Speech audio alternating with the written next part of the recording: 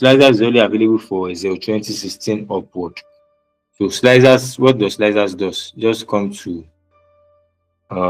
pivot chart analyze, add slicers. Slicer is just like sorting also, but it allows you to filter. It allows you to, I mean, to filter our data easily. Are you with me? It allows you to filter your data easily. So you can just come to slicers. Let's select months and let's select region. Then click OK. Then this is your slicer. You can have months. Let me reduce this. You can have months here. You can have region here.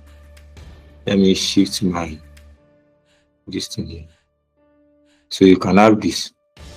So with this now, everything is selected already. You can see that January to September is blue, while the rest are light blue because all these ones were not selected. We selected them there. So you can just clear filter. Okay. Let me multi-select all. Let me just select all.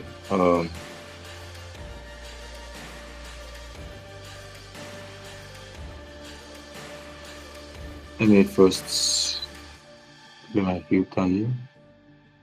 Clear filters. Then come here.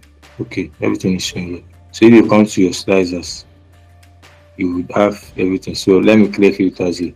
Then it's showing everything. So now you can click and just see for east. This is just for east alone. This is just showing for east alone. You can see for west.